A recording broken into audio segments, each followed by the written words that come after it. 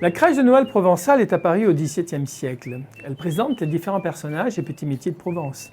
Elle est montée à la Sainte-Barbe et enlevée après la Chandeleur. Elle ne doit jamais être placée en contrebas. Elle doit dominer pour être vue. Personne ne doit tourner autour car cela porte malheur. Après le repas de Noël, on y place le blé de la Sainte-Barbe qui représente le symbole de printemps et de renouveau. Cette tradition de la crèche aurait été instaurée par saint François d'Assise qui, en 1223, mit en scène dans son église une scène vivante de la crèche avant de célébrer la messe de Noël. Cela fut repris dans toute l'Italie avant de gagner une grande partie de l'Europe, dont la France.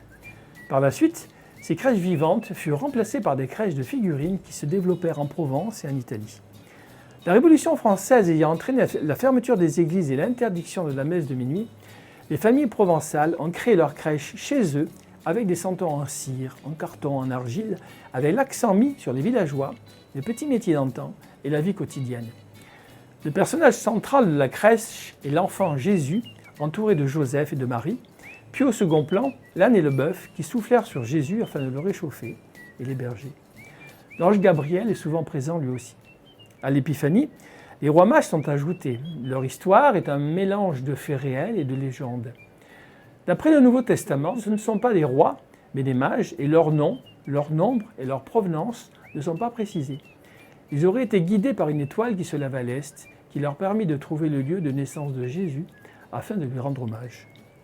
Les trois présents qui furent offerts, l'or, l'encens et la myrrhe, symbolisent trois aspects de Jésus. L'or pour la royauté, l'encens pour la divinité du Christ, la myrrhe qui embaumait les morts. Par le nombre de présents offerts, il en a été déduit que les rois mages étaient trois.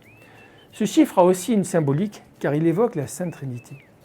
Dans notre région, vous pourrez découvrir le plus important circuit des crèches qui se trouve à Lucéram, avec près de 450 fabriqués par les villageois.